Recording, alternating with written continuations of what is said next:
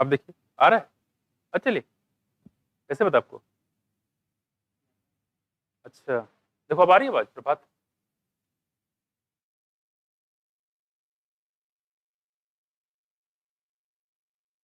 आ रही है? हाँ, मेरी आवाज आ रही है? अच्छा, ओपन हो रहा है, ठीक है।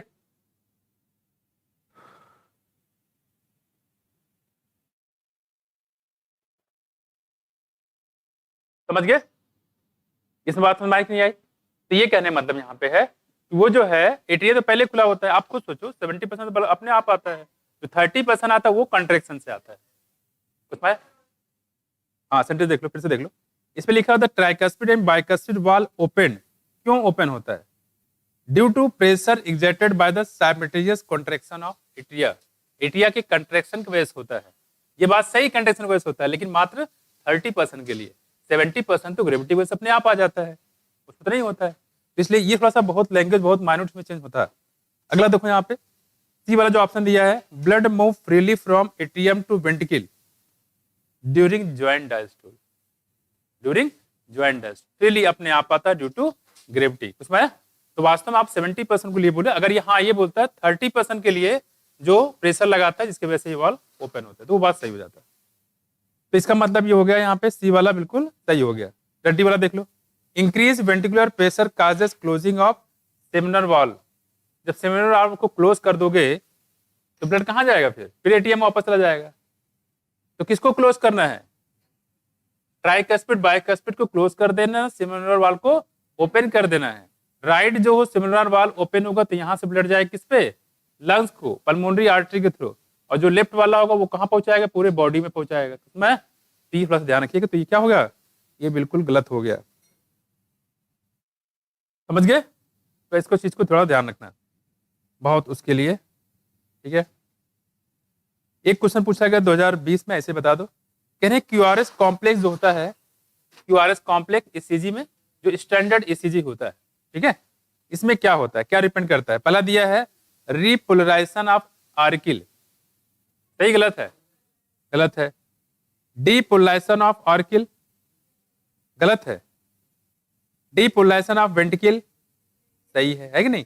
डीपोलराइजेशन ऑफ वेंट्रिकल का डीपोलराइजेशन होता है या वेंट्रिकुलर सिस्टोल होता है उसमें। रिपोलराइजेशन ऑफ वेंट्रिकल तो गलत हो जाएगा। तो बहुत मुश्किल क्वेश्चन ये नहीं है, ठीक है।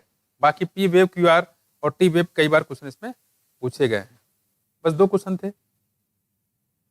तो कहने मतलब ये है कि थोड़ा सा इसको जब ध्यान से समझोगे, ध्यान से उस चीज को, तभी एग्जाम में कर पाओगे। अदरवाइज में गड़बड़ कर सकते हो आप। तो गड़बड़ नहीं कर देना है। 2021 में आया था, ध्यान रखना, ब्लड ग्रुप के लेके क्या है, ध्यान से सुनिए। Presence with A B blood group are called as universal recipient, this is due to. कह रहे कि ए बी को हम लोग यूनिवर्सल रिसिपिएंट बोलते हैं, ऐसा क्यों है? तो पहला ऑप्शन जरा देखिएगा आप, लिखा हुआ है यहाँ पे कि अब्सेंस ऑफ, पहला option absence of antibody anti A and anti be in plasma. बोलो सही गलत है? सही है। अब्सेंस ऑफ एंटीबॉडी, ये कह रहे हैं कि जो ए बी ब्लड ग्रुप होता है उसमें एंटीबॉडी नहीं होता है, तो क्या होता है इन दोनों में? एंटीजन होता है ना। कह रहे हैं कि absence of antibody A, absence of antigen A and B, A और बी दोनों एंटीजन गैप होते हैं। होते हैं कि नहीं होते? ये होते हैं, ठीक है। कह रहे कि absence of antigen A and B plasma, presence of antibody anti A anti B on the RBC. तो वास्तव में जो ये एंटीजन होते हैं वो कहाँ होते हैं? आरबीसी सरफेस पे। और एंटीबॉडी कहाँ होता है? प्लाज्मा में, ठीक है। तो absence of antibody anti A anti be in plasma, सही है। एंटीबॉडी प्लाज्मा में होता है, ठीक है। अगला सुनो क्वेश्चन 2021 का ये लिखा हुआ है इसमें, which enzyme is responsible for conversion of inactive fibrinogen to fibrin? है थ्रोम्बोकाइनेज, वो भी ऑप्शन में है। थ्रोम्बिन, थ्रोम्बोकाइनेज, थ्रोम्बिन है भाई। प्रोथ्रोम्बिन को थ्रोम्बिन में चेंज करता है थ्रोम्बोकाइनेज, और ये थ्रोम्बिन फाइब्रिनोजन को फाइब्रिन में कन्वर्ट करता है। एक का प्रोडक्ट दूसरे के लिए एंजाइम का काम करता है। सुना है कुछ? बाकी लिखा हुआ इसिनोफिल क्या काम करता है? एलर्जी रिएक्शन में, पता ही है ना। उसके बाद बेसोफिल पता है क्या रिलीज करता है, हिस्टामिन, है ना। हाँ ठीक है, तो ये क्वेश्चन है, ये मैं एक साथ करा दूंगा। अभी मैं स्टार्ट कराता हूँ इसके आगे के टॉपिक। क्वेश्चन बहुत आसान, बस आपको थोड़ा सा ध्यान से देना है यहाँ पे कि हर स्टेप में क्या चीज कहना चाह रहे हैं।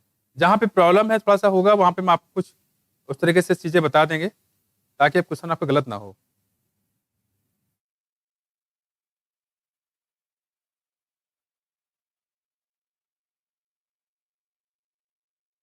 चलो बताइए, इसमें जो स्केटी आर्गन है एम्फिऑक्सिस में कौन सा है? प्रोटोनेफ्रिडिया है कि फ्लेम सेल? हाँ, फ्लेम सेल, दोनों सेम है। प्रोटोनेफ्रिडिया या, ठीक है। एंटिनल या ग्रीन ग्लैंड कहाँ बताया था आपको? हाँ, किसमें? क्रेस्टेशियन में कि प्राण में? हाँ, कार्डियक अरेस्ट में क्या होता है? हाँ, बोलो बोलो। है, हार्ट में रुक जाती है। और हार्ट अटैक में क्या होता है?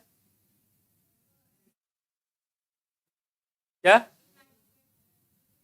ये कुछ और रीजन बता रही है।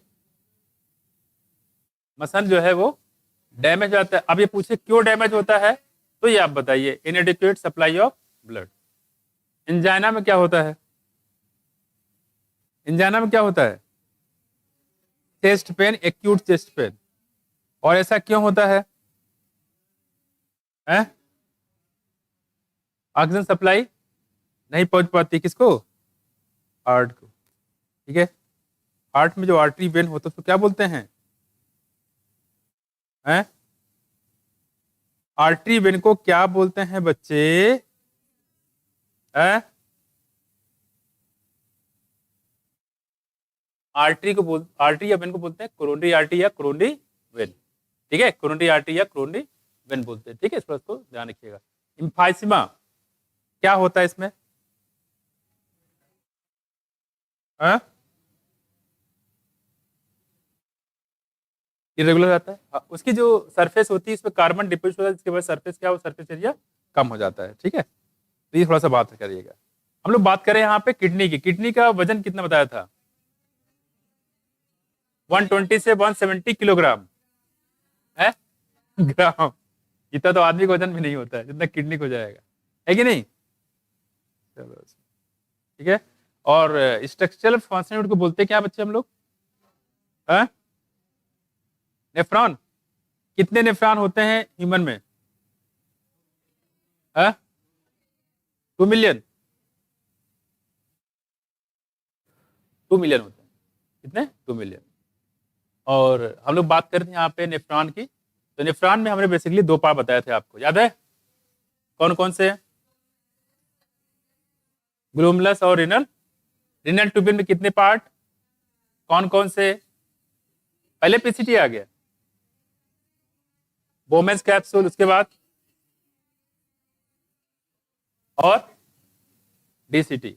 पीसीटी और डीसीटी, ठीक है। इससे पीसीटी के लिए क्वेश्चन काफी ज्यादा आते हैं और डीसीटी के लिए भी क्वेश्चन काफी ज्यादा आता है। अगर आपसे पूछे मैक्सिमम एब्जॉर्प्शन वाटर मिनरल का कहाँ होता है, तो आ जाएगा पीसीटी का। फिर अगर पूछे यहाँ पे कंडीशनल रीएब्जॉर्प्शन वाटर मिनरल कहाँ होता है, डीसीटी में। कंडीशनल, अगर पीसीटी काम नहीं करेगा तो उस काम को किसको करना पड़ेगा? डीसीटी को करना पड़ेगा, ठीक। कंडीशन उसके साथ लगा हुआ है। और पीसीटी कर लेता तो उसकी कोई जरूरत ही नहीं पड़ेगी, है ना। तो बच्चे लोग आगे हम लोग चलते हैं यहाँ पे, देखो। तो इसको थोड़ा सा ध्यान रखिएगा। हर चीज हर जगह क्वेश्चन है, कोई भी क्वेश्चन आपको किसी फॉर्म में आ सकता है, ठीक है। यहाँ हम लोग बात कर रहे थे वासर रेक्टा का, हमने शेप बताया था। कैसा शेप होता है बच्चे? यू शेप बताया था। कैसा? Vasa recta. और लूप ऑफ हेनले का हेयर पिन जैसा होता है, कैसा? और बॉम्बेन्स कैप्सूल कैसा है? कटोरा जैसा। कप जैसा होता है, कटोरा जैसा नहीं। कटोरा क्या, पतीला बोल दो या भगोना बोल दो, यहाँ कढ़ाई यहाँ पे, ठीक है। देखो, तो ये होता है हम लोग का। तो डिफरेंट डिफरेंट जो शेप आएंगे वो लोग भी हम यहाँ पे कर लेंगे। ध्यान है, कलेक्टिंग डट जो है वो रिनल ट्यूब्यूल का पार्ट नहीं होता है, ठीक। ग्राइंडिंग और इंसिजन रीजन कॉकरोच में कहाँ बताया था आपको? बोलो। है मैंडिबल में? गिजार्ड में? गिजार्ड बता गिजार्ड बता रही है। तुम्हारी दोस्त कहाँ चली गई है? घर पे? क्या हो गया? कुछ नहीं हुआ? घर पे गायब? मार मार के लाया करो पीट पीट के। बोलो।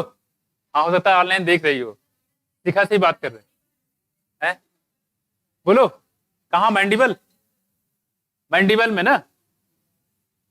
मैंडिबल के नंबर कितने होते हैं?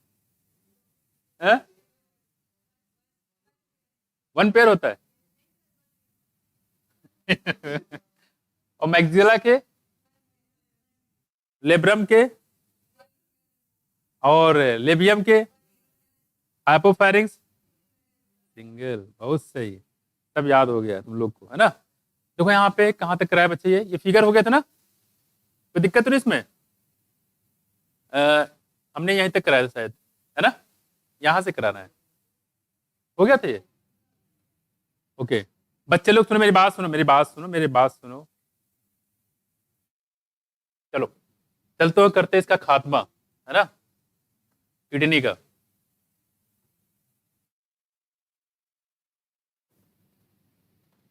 देखो जरा यहाँ पे, देखो बच्चे देखो, कह रहे कि hairpin shaped Henle loop होता है, ये पता है। देखो ऐसा होता है, हेयर पिन जैसा होता है ना? अब तो स्टाइलिश आ गया, उसकी बात नहीं करें, पुराने जमाने के हेयर पिन की बात कर रहे हैं। देखो, is the next part of the tubule which has descending and ascending. ये दो टाइप का होता है, देखो, डिसेंडिंग भी और असेंडिंग भी। The ascending lip continue at another highly coiled tubular region called the distal convoluted tubule। और जो असेंडिंग होता है वो चेंज होता है किसमें? डिस्टल कम्यूटेड ट्यूब्यूल, यानी कि डीसीटी की बात कर रहे हैं। ठीक, आगे हम लोग पढ़ेंगे। यहाँ पे एक हार्मोन होता है, उसको बोलते हैं वेसोप्रेसिन। ठीक है, क्या बोलेंगे? वेसोप्रेसिन, ऐसे बोलते हैं हम लोग, एंटी डायरेटिक हार्मोन। कहाँ से निकलता है बताओ? कहाँ निकलता है आकांक्षा? Darier pituitary. गलती बोलोगी, कूट दे जाओगे। अब आगे बोल दो, पोस्टीरियर पिट्यूटरी। ये नहीं हो तो जाहिर सी बात वही होगा, पोस्टीरियर पिट्यूटरी से। कहाँ से? पोस्टीरियर पिट्यूटरी, जिसको बोलते हैं पास नर्वस। याद देखो, कह रहे हैं कि digital commuted tubule DCT, the DCT of many nephron open into A state tube called the collecting duct. जो डीसीटी होता है बच्चे, कहाँ खुलता है वो? कलेक्टिंग डक्ट में, पीछे हम लोग देख चुके हैं। Many of which converse and open into renal pelvis. और बहुत सारे इसमें, ये कहाँ खुलते जाके? रिनल पेल्विस में। ठीक है, through a medullary pyramid of the calyces. जो मिडली पिरामिड होता है उसकी मदद से कहाँ पहुंचते हैं? पेल्विस में, रिनल पेल्विस। ठीक, अब देखो आगे कि जो मेल्पिजियन कार्पसल, यहां देखो मेल्पिजियन कार्पसल्स। ठीक है, और साथ में क्या देखो यहाँ पे, मेल्पिजियन बॉडी कहाँ बताया था? काकरोच, स्केटी पार्ट था, ट्यूबिल था। मेल्पिजियन कार्पसल कहाँ है? यहाँ पे। मेल्पिजियन बॉडी कहाँ है? किडनी। मेल्पिजियन body, मेल्पिजियन corpuscle. अगला हमारे पास क्या देखो? पीसीटी। कम से कम नहीं करना तो सीख गए। अगला हमारे पास क्या देखो? DCT. DCT of the nephron are situated in the cortical region. अच्छा, किडनी की सिचुएशन क्या बताया था हमने? किस पोजीशन में? अगर हम बोले वर्टिब्रा कॉलम के लास्ट थोरेसिक, मतलब कौन सा? 12, तो कहां से है? 3rd number. ठीक है, देखो, situated in the cortical region of the kidney. यानी जो मेल्पिजियन कार्पसल्स होता है, पीसीटी होता है, डीसीटी होता है। ध्यान रखिएगा, देखो यहाँ पे जैसे ये है, मान लो इसकी बात कर रहे हैं ऐसे, और यहीं से स्टार्ट हो जाता है, मान लो लूप ऑफ हेनले, ये स्टेज पर। तो ये बात करें, मान लो ये पीसीटी है, सपोज दैट, मान लें क्या पीसीएम लिख गया पीसीटी की जगह। ठीक, यहाँ देखो, ये मान लो पीसीटी है और ये क्या है? डीसीटी है। ठीक है, देखो यहाँ पे, अगर इसको यहाँ से काट दो, देखो यहाँ पे ये अंदर नीचे वाला पार्ट कहाँ गया? लूप ऑफ हेनले, ये गया इसमें, किसमें? मिडला में। ऊपर वाला पार्ट देखो, कह रहे मेल्पिजियन कार्पसल्स, पीसीटी हो गया, साथ साथ क्या देखो? डीसीटी हो गया। ठीक है, और कहाँ पा जाएंगे? देखो कॉर्टिकल रीजन में। पीसीटी और डीसीटी कहाँ पा जाएंगे? ये कॉर्टिस वाला पूरा पोर्शन हो गया मान लो। ठीक, और नीचे क्या है? मिडला है। मिडला, ये देखो, मिडला में सिर्फ कौन आता है? Loop of Henley. कौन आएगा? Loop of Henley. तो ज्यादातर पोर्शन आप देखोगे तो कॉर्टिस में होता है। Are situated in the cortical region in the kidney. बस द लूप ऑफ हेनले की बात करते हैं, देखो, loop of Henle dips into the medulla. ये देखो, ये जो अंदर पोर्शन होता है, लूप ऑफ हेनले कहाँ होगा? मिडला में। ये हो जाएगा लूप ऑफ हेनले, कहाँ? मिडला में। देखो, कह रहे कि in majority of the nephron the loop of Henle is short. जो लूप ऑफ हेनले होता है बच्चे कैसा होता है, शॉर्ट होता है। अगर लूप ऑफ हेनले शॉर्ट होगा तो ज्यादातर पोर्शन किस में चला जाएगा, अगर इसको देखो इसमें अगर लूप ऑफ हेनले को निकाल दिया जाए तो नेफ्रॉन का ज्यादातर पार्ट कहाँ पे है, कॉर्टेक्स वाले पार्ट में। कहाँ पे, कॉर्टेक्स वाले पार्ट में। तो ऐसे नेफ्रॉन को हम लोग बोलते हैं कॉर्टिकल नेफ्रॉन। क्या बोलेंगे, कॉर्टिकल नेफ्रॉन। अगर ज्यादातर पार्ट कॉर्टेक्स में रहे तो उसको बोलेंगे कॉर्टिकल नेफ्रॉन। देखो in majority of the nephron loop of Henle is too short and extend only very little into the medulla region and such nephron are called the cortical nephron। ऐसे nephron क्या बोलेंगे हम लोग, cortical nephron। करें in some of the nephron the loop of Henle is very long। जो loop of Henle होता है काफी बड़े होते हैं, runs deep into the medulla। These nephron are called the juxtamedullary nephron। इसको क्या बोलेंगे बच्चे, juxtamedullary nephron। तो नेफ्रॉन भी देखा जाए तो दो टाइप का हो गया, एक हो गया कॉर्टिकल और दूसरा हो गया जस्टामेडुलरी। कॉर्टिकल मतलब होता है कि ज्यादातर पार्ट कहाँ पाया जाएगा, कॉर्टेक्स में। और जस्टामेडुलरी में क्या होगा, जो लूप ऑफ हेनले काफी लंबे होते हैं। ठीक है, लूप ऑफ हेनले दोनों में होंगे। कॉर्टिकल में लूप ऑफ हेनले छोटे होते हैं, जस्टामेडुलरी में लूप ऑफ हेनले बड़े होते हैं, काफी अंदर तक धसे होते हैं, जस्टामेडुलरी नेफ्रॉन। अभी इसी में आएगा जस्टामेडुलरी एपरेटस, इससे जुड़ा हुआ टॉपिक है। और इसी जस्टामेडुलरी जो एपरेटस होता है यही बनाता है क्या, रेनिन हार्मोन निकालता है। कौन सा, रेनिन। एक रेनिन पहले पढ़ा था, एक रेनिन ये आएगा। ठीक, RENIN, रेनिन। अगला हमारे बात करें, हाँ देखो जरा, इसका भी कुछ काम होगा, आगे हम बात करेंगे। रेनिन एंजियोटेंसिनोजन मैकेनिज्म होगा, उसको मेंटेन करने में इसका यूज होता है। खैर ये आपने देख लिया होगा, एफरेन आर्ट्रियोल है, यही आगे चल के बना देते हैं क्या, ये क्या है, ग्लोमेरुलस। ग्लोमेरुलस क्या है, कैपिलरीज है एफरेन आर्ट्रियोल को, और एफरेन आर्ट्रियोल निकलता है यहीं जाके बनाता है आगे चल के क्या, वासा रेक्टा का फॉर्मेशन करता है। बाकी बोमेंस का आपको लोगों को पता ही है। देखो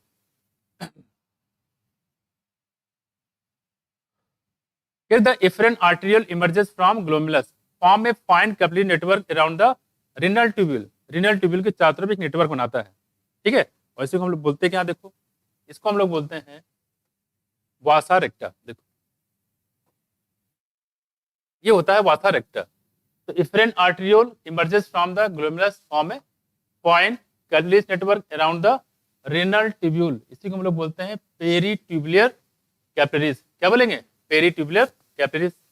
A minute vessel of this network runs parallel to the Henle's loop। Loop of Henley के पैरेलल चलता है। और एक ऐसा देखो यू शेप होता है, इसको बोलते हैं क्या, वासा रेक्टा। तो वासा रेक्टा यू शेप है, loop of Henley air pin shape है। क्या कह रहे हैं, देखो कहीं जो वासा रेक्टा एब्सेंट होता है, हाईली रिड्यूस होता है किसमें, कॉर्टिकल नेफ्रॉन में। ध्यान रखिएगा, कॉर्टिकल जो नेफ्रॉन होता है इसमें वासा रेक्टा या तो एब्सेंट होगा या बहुत ही रिड्यूस फॉर्म में होता है, बहुत ही छोटा होता है। ये इंपॉर्टेंट चीज है, ये कहाँ पे नहीं पाया जाएगा, आप खुद समझ सकते हो। ठीक है, जो कॉर्टिकल नेफ्रॉन होते हैं ज्यादातर पार्ट कहाँ पाया जाता है, कॉर्टेक्स में। तो और उसी लूप ऑफ हेनले के पैरेलल ही चलता है। जब लूप ऑफ हेनले ही छोटा हो गया तो उससे जुड़ा हुआ आर्टरी भी क्या हो जाएगा, वो भी छोटा हो जाएगा। इसलिए उसको बोलते हैं हम लोग कॉर्टिकल नेफ्रॉन। तो कॉर्टिकल नेफ्रॉन में वासा रेक्टा या तो एब्सेंट होगा या तो बहुत ही छोटा होता है। हम लोग बात करें सिंपल नेफ्रॉन के बारे में, ध्यान रहे अभी तक कोई कलेक्टिंग डक्ट के बारे में कोई जिक्र यहाँ पे नहीं हुआ है। पहला टॉपिक यहाँ पे दिया है बच्चे, यूरिन फॉर्मेशन। कौन सा, देखो यूरिन फॉर्मेशन। क्या कह रहे, देखो urine formation involve 3 main process. इसमें 3 मेन प्रोसेस होते हैं। ठीक है, मेनली ग्लोमुलर फिल्ट्रेशन। ठीक है, और पहला होता है बच्चे ग्लोमुलर फिल्ट्रेशन। दूसरा क्या होगा, देखो रीएब्जॉर्प्शन। पहले फिल्टर करेगा, फिल्टर करने के बाद कहीं से इसको गलती से एहसास हुआ कि कुछ जो हमारी जरूरत की चीज थी वो भी फिल्टर हो गया है, तो क्या करेगा, उसका फिर से रीअब्जॉर्प्शन किया जाएगा। मान लो ग्लूकोज फिल्टर हो गया तो क्या किया जाएगा, रीअब्जॉर्प्शन। तीसरा देखो, तीसरा हो गया बच्चे क्या बोलेंगे इसको, सिक्रीशन। तो ग्लोमुलर फिल्ट्रेशन हो गया, रीअब्जॉर्प्शन हो गया और सिक्रीशन हो गया। यानी कि यूरिन फॉर्मेशन मेजर 3 पार्ट यहाँ पे होते हैं, 3 process that take place in different part of the nephron. Nephron के डिफरेंट पार्ट में डिफरेंट चीजें होती हैं यहाँ पे। ठीक, देखो यहाँ पे आप कहें कि जो सबसे पहले यहाँ पे दिया गया है ग्लोमुलर फिल्ट्रेशन की, सबसे पहले यहाँ बताया गया, देखो ग्लोमुलर फिल्ट्रेशन की फर्स्ट स्टेप देखो। First step urine formation is the filtration of blood which carried out by the glomerulus and is called glomerular filtration. इसको क्या बोलते हैं हम लोग, ग्लोमुलर फिल्ट्रेशन करते हैं। वास्तव में अगर देखा जाए तो फिल्ट्रेशन करने का काम कौन करता है, ग्लोमुलस करता है। चाय की छन्नी जैसा, वहां पे पूरा ब्लड इसी में फिल्टर हो जाएगा, बाकी ब्लड को आगे ट्रांसफर कर दिया जाता है। देखो glomerular filtration. On an average, यहाँ देखो 1100 to 1200 ml of blood is filter by the kidneys लिखा हुआ है पर मिनट। क्या मतलब इसका? दोनों किडनी के द्वारा जो है 1100 से 1200 ml जो है ब्लड को फिल्टर किया जाता है। 1100 से 1200 ml। हमने एक चीज और डेटा बताया था, बताओ।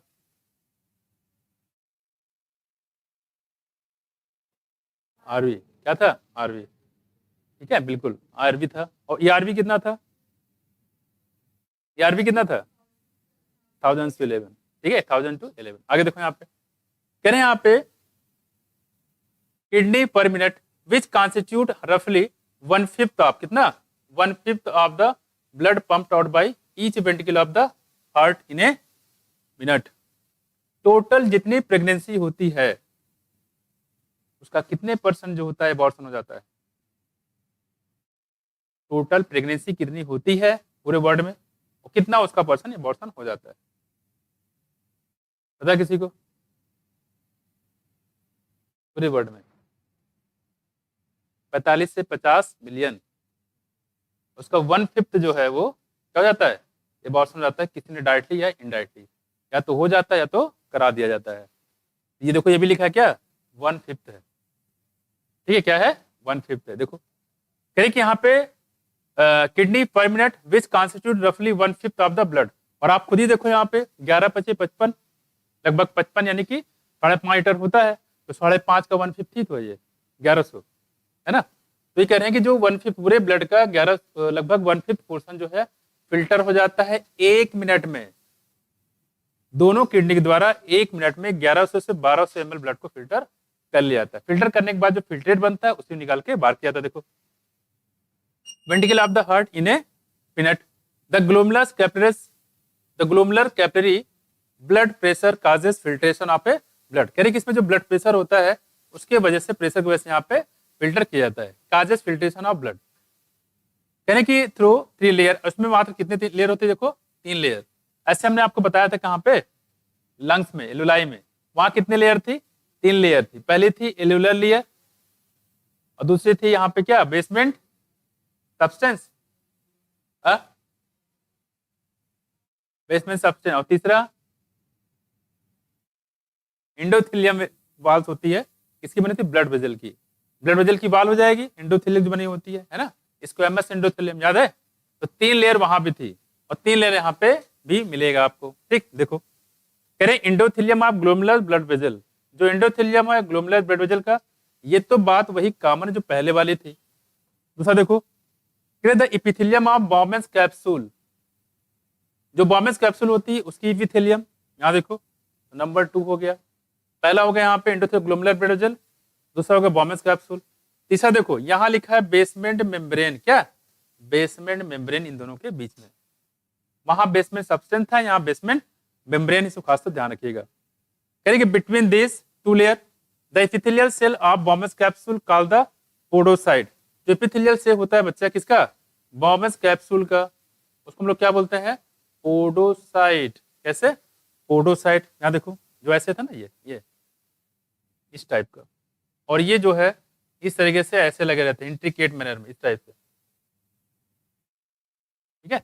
और बीच बीच में यहाँ पे थोड़ा सा ये ऐसे रहते हैं, ये देखो, और यहीं से जो है ब्लड जो होता है यहाँ पे फिल्टर होता है, देखो इस टाइप, ये पोडोसाइट। वही कह रहे हैं यहाँ पे Bowman's capsule called podocyte are arrange in an intricate manner. Intricate manner, intricate manner मतलब होता है यहाँ पे देखो बीच बीच में यहाँ खुले रहते हैं इस टाइप, जैसे चाय की छन्नी देखा होगा, बीच बीच में पूरा जाली जैसा होता है, बीच बीच में होल होता है, बिल्कुल ऐसे यहाँ पे देखो। ये कह रहे हैं ये हो गया हमारा पोडोसाइट, पोडोसाइट, और बीच बीच में खुला रहता है, इसको बोलते हैं इंट्रिकेट मैनर, इस टाइप से, ये इस टाइप से, और ब्लड यहाँ से फिल्टर होता रहता है। इंट्रिकेट मतलब कंटिन्यूअस ना हो, डिसकंटिन्यूअस हो, पहले यहाँ कंटिन्यू फिर खत्म हो गया, फिर कंटिन्यू फिर खत्म हो गया, इसको हम लोग बोलते हैं इंट्रिकेट मैनर। ये होता है इंट्रिकेट मैनर में। अब करें कि यहाँ पे intricate manner so as to leave some minute spaces, और यहाँ पे कुछ माइन्यूट स्पेसेस हो जाते हैं, इसी को फिल्ट्रेशन स्लिट बोलते हैं या स्लिट पोर भी बोल देते हैं। जो हमने यहाँ पे बनाया बच्चे ये वाला, इसी को स्लिट पोर बोला जाता है, ये है स्लिट पोर। क्या ये स्लिट पोर बोल सकते हैं या इसी को फिल्ट्रेशन स्लिट भी बोल सकते हैं, फिल्ट्रेशन स्लिट। ठीक है, इसी को फिल्ट्रेशन स्लिट बोल सकते हैं। जो ये होल होता है इसी की बात कर रहे हैं, ये देखो ये फिल्ट्रेशन स्लिट। और ये जो हमने बताया ये क्या है, पोडोसाइट, इस तरीके से होता है। आगे देखो, blood is filtered so finally through the this numerous membrane almost all the constituent of the plasma. यहाँ पे कहने के almost all the constituent of plasma except, किसको छोड़ के, द प्रोटीन। प्रोटीन का फिल्टर नहीं करते हैं, प्रोटीन हमारे लिए जरूरी है। ठीक है, प्रोटीन का, protein passes on to the lumen of the Bowman's capsule, उसमें पास हो जाता है। कह रहे हैं कि प्रोटीन को छोड़ के लगभग प्लाज्मा मोस्टली जितनी चीजें होती हैं सबका फिल्ट्रेशन यहाँ पे कर दिया जाता है। तो almost all the constituent of the plasma except protein को छोड़ के। ठीक है, therefore it is consider as a process of ultra filtration, इसलिए इसको बोलते हैं हम लोग अल्ट्रा फिल्ट्रेशन। तो कहने मतलब ये हो गया कि बोमेंस कैप्सूल से, ठीक है सॉरी, जो बोमेंस कैप्सूल जो फिल्टर होता है लगभग सब कुछ यहाँ पे फिल्ट्रेशन हो जाता है। ठीक है, और किस क्या नहीं फिल्टर होता है, प्रोटीन। अगर यूरिन में प्रोटीन आने लगे, ठीक है, इसको क्या बोलेंगे हम लोग, प्रोटीन यूरिया।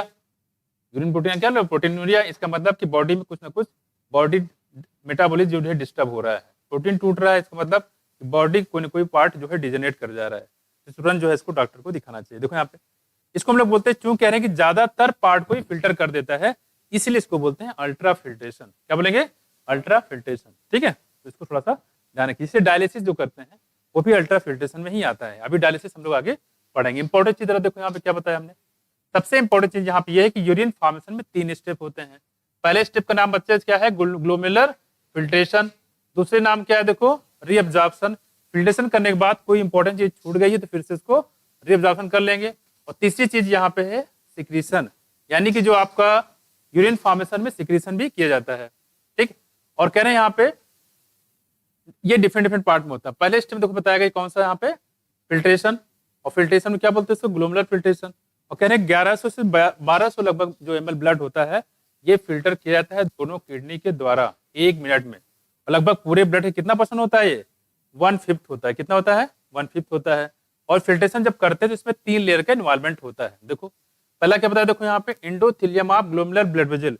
ब्लड वेसल का हमेशा एंडोथेलियम होता है, चाहे यहाँ पे हो चाहे भी वहां पे हो। देखो दूसरा यहाँ पे कह रहे हैं, देखो और आगे क्या बताया यहाँ पे, दूसरा हमारे पास इपिथेलियम ऑफ बोमेंस कैप्सूल, ये हो गया यहाँ पे इपिथेलियम होगा बोमेंस कैप्सूल का। और वहां क्या था, एल्वेलाई की वाल को, वो भी किसकी बनी हुई थी, वो भी इपिथेलियम की थी। यहाँ पे कह रहे हैं, यहाँ पे देखो बेसमेंट मेम्ब्रेन, वहां बेसमेंट सब्सटेंस है, यहाँ बेसमेंट मेम्ब्रेन है जो इसके दोनों के बीच में पाए जाते हैं, 3 लेयर होगी। दूसरी बात कह रहे हैं यहाँ पे जो इसकी इपिथेलियम सेल होती है बोमेंस कैप्सूल की, ग्लोमेरुलस की नहीं, बोमेंस कैप्सूल की जो होती है, ऐसे मान लो इसको हम बनाएं तो कुछ ऐसे बना सकते हैं। देखो कब जैसा तो होता ही है, देखो ये ऐसे, ये इस टाइप का कुछ होता है, ये है। यहां पे कह रहे हैं ये देखो, ये आया, दिख रहा है, ये पूरी चाय की छन्नी जैसा है। इसी को बोलते हैं हम लोग इंट्रिकेट मैनर।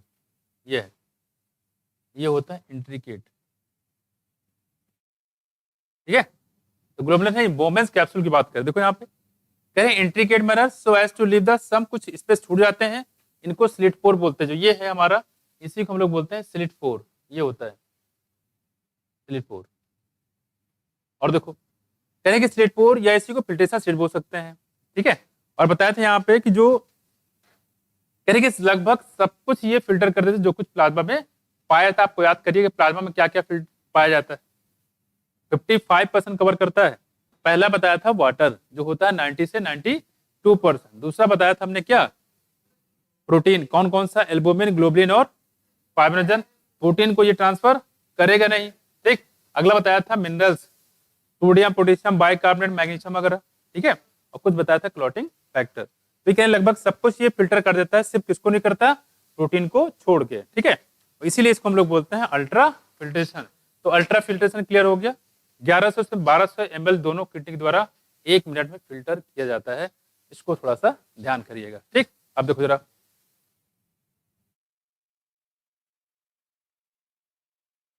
तो पहला हमारे पास ऑप्शन हो गया कौन सा, अल्ट्रा फिल्ट्रेशन। ये 1100 से 1200 ml जो आपको याद रखिएगा। अब देखो जरा, फिर the amount of filtration form by kidney पर मिनट, अमाउंट ऑफ फिल्ट्रेशन। अब 1100 से 1200 ml जो इसको फिल्टर करेगा, तो कुछ यहाँ पे कुछ मिलेगा, जिसे आप चाय को जो बनता है, चाय को आप छानते हो, दो पार्ट होता है, एक तो फिल्टर हो जाता है और एक ऊपर बचा रह जाता है। जो ऊपर बचा रहता है उसे क्या बोलते हैं, रिटेंट्रेट। जो फिल्टर हो गया फिल्ट्रेट, यहाँ देखो, फिर the amount of filtrate form by the kidneys पर मिनट, इसी को लोग क्या बोलते हैं, ग्लोमुलर फिल्ट्रेशन रेट। क्या बोलेंगे, ग्लोमुलर फिल्ट्रेशन रेट, इसी को बोलते हैं जीएफआर। ठीक है, अब यहां देखो क्या है, जीएफआर ग्लोमुलर फिल्ट्रेशन रेट। ठीक है, दूसरी बात करें, GFR is healthy individual is कितना, 125 ml पर मिनट, और लगभग ये 1 मिनट में 125 ml होता है। किसकी वैल्यू, जीएफआर की वैल्यू। जीएफआर जितना ज्यादा होगा फिल्ट्रेशन उतनी तेज होती है, उतनी फास्ट होती है। लगभग मांग चलते हो 180 लीटर पर डे, 125 ml पर मिनट या 180 लीटर पर डे। इंपॉर्टेंट ये पूछा जाता है, ये वाला कम लेकिन ये वाला ज्यादा पूछा जाता है। जीएफआर की वैल्यू 125। ठीक है, दूसरी बात हो क्या कह रहे हैं कि यहाँ पे the kidneys have built in mechanism for the regulation of glomerular filtration rate. One such efficient mechanism is carried out by the just glomerular apparatus. बताया था यहाँ पे, इसको बोलते हैं जेजी एपरेटस। क्या बोलते हैं इसको, जेजी एपरेटस। ठीक है, ये जो जेजी एपरेटस होता है, ये सेंसिटिव रीजन होता है, फॉर्म बाई, फॉर्म बनाता देखो, cellular modification in the distal convoluted tubule and afferent arteriole at the location of their contact. ठीक है, मतलब देखो क्या है, हालांकि इसका यूज अभी नहीं है लेकिन फिर भी बता देते हैं आपको। कहें डिस्टल कॉन्वेटेड ट्यूब्यूल, ठीक है, और साथ साथ में देखो क्या है, एंड द एफरेंट आर्टेरियोल। एक बताया था इफ्रेन, एक बताया था एफरेंट। ठीक है, जरा देखो यहाँ पे, अगर हम इसको ऐसे बनाए, ये देखो, और यहाँ पे देखो ऐसे आए, ये क्या था, एफरेंट, और ये क्या था, एफरेंट। ठीक है, ये हो जाएगा। हम क्या कर देते हैं, जरा इसको देखो, हम लोग इसको टेढ़ा कर देते हैं, इसको घुमा के आप ऐसे कर दो।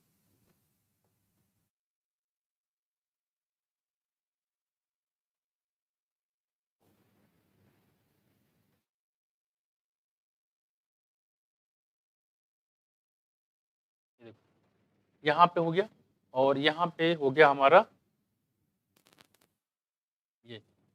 ये हो गया एफरेन आर्ट्रियोल, और यहाँ पे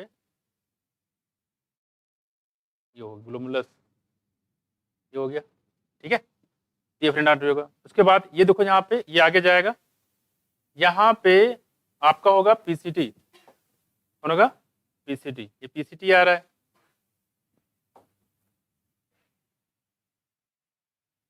पीसीटी आ रहा है। पीसीटी आने के बाद क्या होगा, लूप ऑफ हिल्ले होगा इस टाइप में। ये देखो, लूप ऑफ हिल्ले जब ये जाएगा,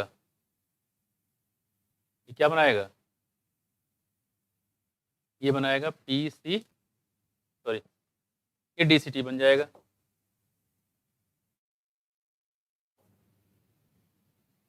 ये तो बच्चे यहाँ पे ये बन जाएगा। इसके बाद देखो, ये जो पोर्शन होता है, देखो ये यही बनाता है जे जी एपरेटस। क्या क्या शामिल, देखो यहाँ पे, इसमें शामिल है एफरेन आर्ट्रियोल।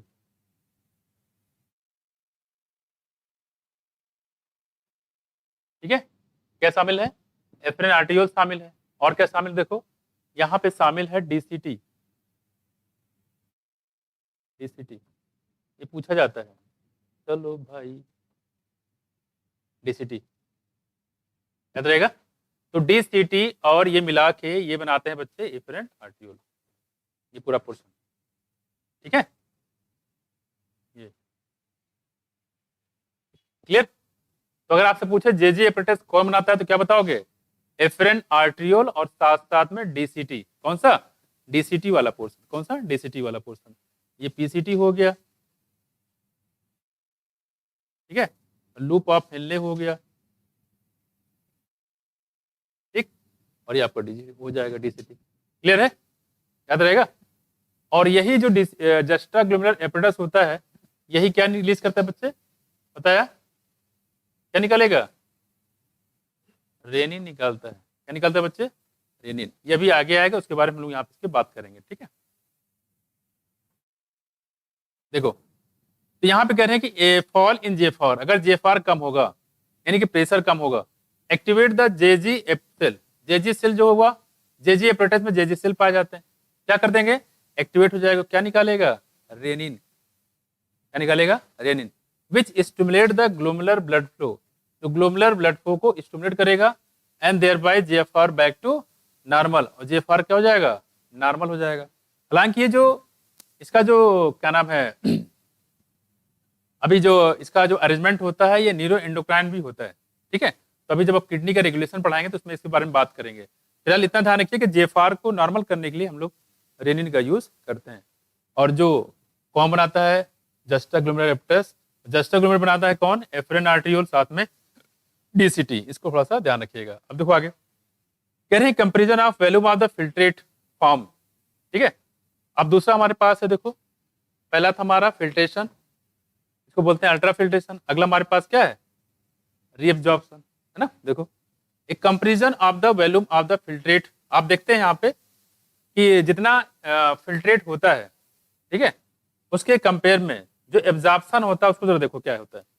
एक comparison of volume of the filtrate form per day कितना होता है, देखो 180 litre per day, 180 litre per day, 180 litre per day. क्या 180 लीटर ब्लड होता है, तो फिर फिल्टर कैसे करता है 180 लीटर को, है? कैसे करता है,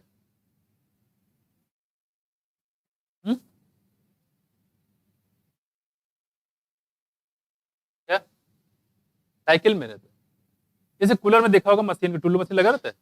अगर देखा जाए, अगर सुबह से आपने कूलर चला दिया है और शाम काउंट जाए, कूलर में पानी तो फिक्स होता है, वो क्या करता है, उसी पानी को बार बार वो रिपीट करता रहता है, ठीक है।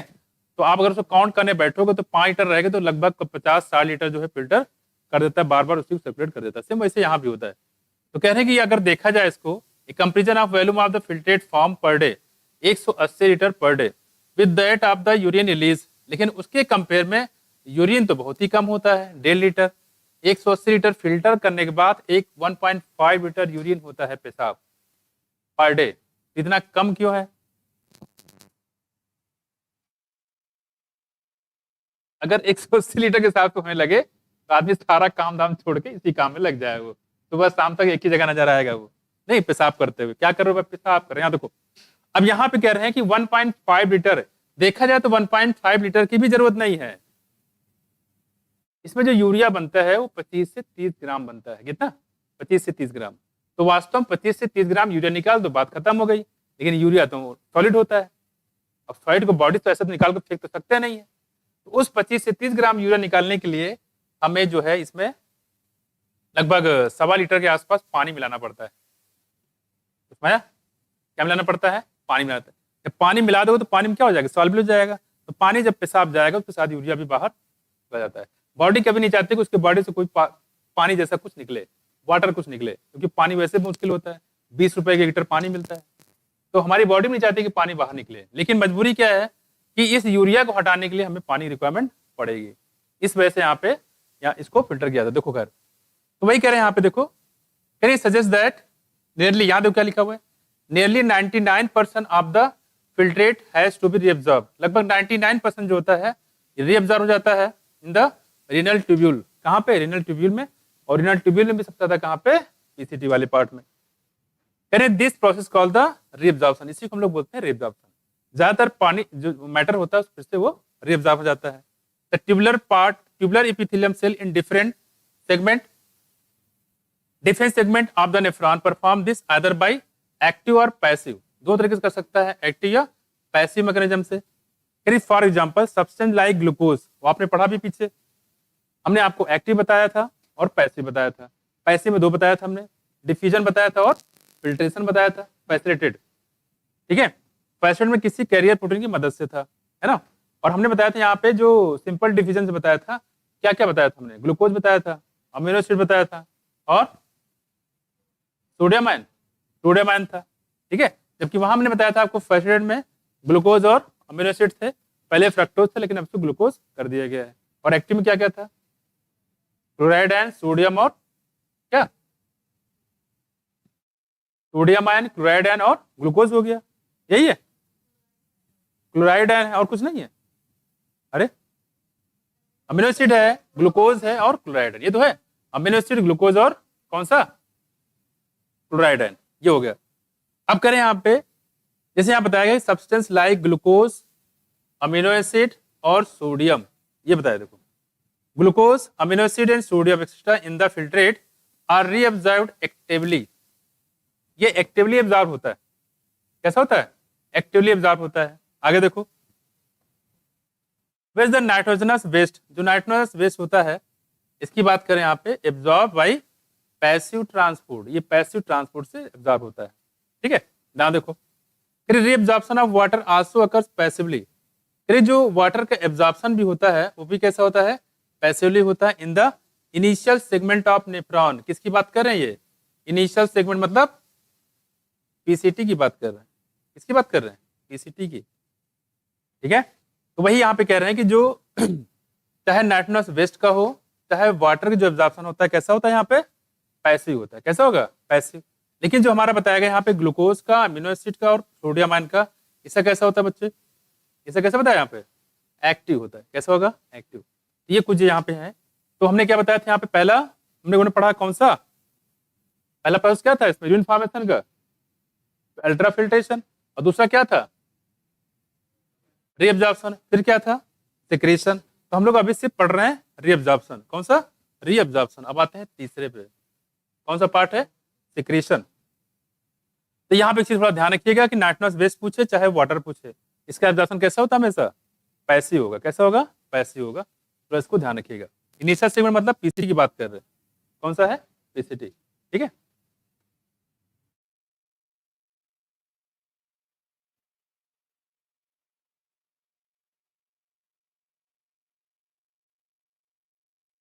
अब करें यहाँ पे कि जैसे एब्जॉर्प्शन मैंने सारा करा लिया, अब हम लोग करना क्या है, देखो सिक्रीशन, क्या है, सिक्रीशन। तो ये कुछ सिक्रीशन भी करता है, देखो कह रहे हैं यहाँ पे कि जो during urine formation the tubular cell secrete substance like, तो ट्यूबुलर सेल होते हैं हमारा, क्या सिक्रीट करेंगे, देखो ऐसे H+ आयन हो गया, K+ आयन हो गया और साथ में क्या है, अमोनिया है, इनटू द फिल्ट्रेट, तो फिल्ट्रेट में सिक्रीशन करने का काम करता है, H+, K+ और ammonia. Tubular secretion is also an important step in the urine formation as it help in the maintenance of the ionic and acid base balance of the body fluid में help करते हैं, ठीक है।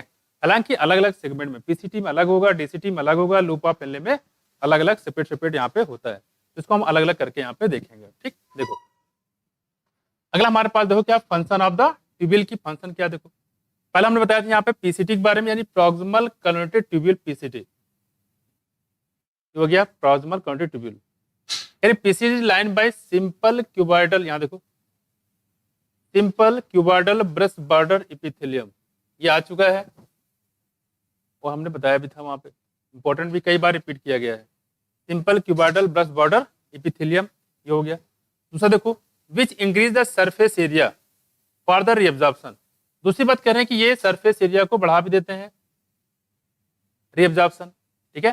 तो कह रहे हैं कि जो simple cuboidal brush border epithelium से सरफेस एरिया काफी बढ़ जाता है। यहाँ के देखो क्या कह रहे हैं, कह रहे हैं कि nearly all the essential nutrient and 70 to 80% of the electrolyte and water are reabsorbed by this segment। 70 से 80% जो इलेक्ट्रोलाइट होते हैं और वाटर होते हैं उनका एब्जॉर्प्शन होता है इस सेगमेंट में, ठीक है।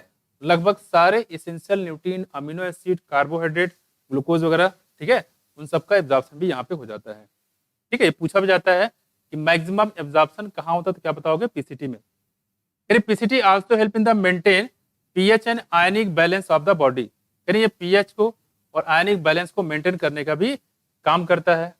कैसे क्या करते, सिलेक्टिव सिक्रीशन ऑफ, देखो यहाँ बताया था, देखो H+ आयन, K+ आयन कहाँ गया, अमोनिया, यहाँ देखो हाइड्रोजन आयन अमोनिया, ठीक है, filtrate and bye absorption of bicarbonate, यहाँ देखो। तो यहाँ पे अगर हम बात करें पीसीटी की, ठीक है, तो सिलेक्टिव सिक्रीशन क्या क्या देखो यहाँ पे H+ आयन अमोनिया है। पोटेशियम के बारे में यहाँ जानकारी नहीं दी गई है। सबसे पहले यहाँ पे है सिक्रीशन, H+ हो गया, अमोनिया हो गया, ठीक है, इसका हो गया यहाँ पे सिक्रीशन।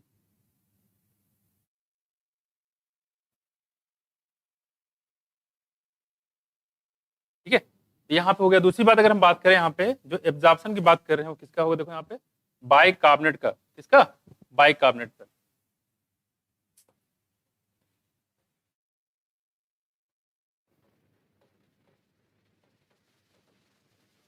और किसकी बात कर रहे हैं यहाँ पे, पीसीटी की, किसकी, पीसीटी की। तो पीसीटी में H+ आयन और अमोनिया क्या होता है, सिक्रीशन होता है, साथ में बाइकार्बोनेट का यहाँ पे एब्जॉर्प्शन होता है। आगे देखो यहाँ पे, और एक चीज और ध्यान रखिएगा, यहाँ पे होता है मैक्सिमम एब्जॉर्प्शन।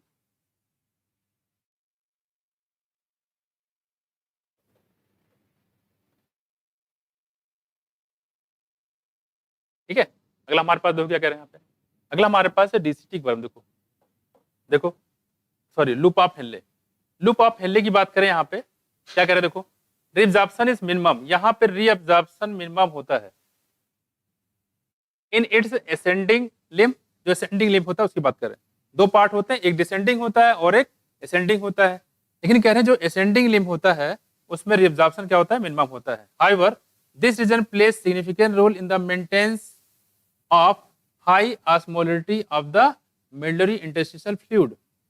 हालांकि इसमें अगर आप देखोगे तो इसमें कंसंट्रेट करने में काफी ज्यादा हेल्प मिलता है, लगभग 4 गुना यहाँ पे कंसंट्रेट कर दिया जाता है, किसको, यूरिन को। कितना, 4 गुना। देखो the descending loop of Henle जो होता है, इसकी बात करें, डिसेंडिंग वाला loop of Henle is permeable to water but almost impermeable to electrolyte. कई बार पूछा गया है,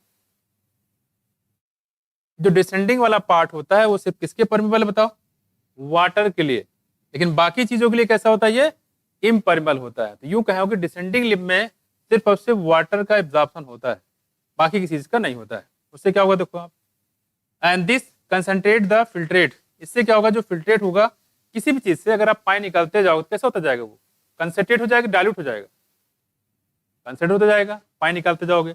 इसी वजह से ऊपर से जब नीचे आता चला जाता है वाशर रिक्टर नीचे में, तो इससे कंसंट्रेट होता जाता है और लगभग 4 गुना तक कंसंट्रेट कर देता है। देखो एज इट मूव डाउन, जैसे नीचे आएगा, द असेंडिंग लिम्ब जो होता है इज इम्परमिएबल टू, किसके लिए, वाटर।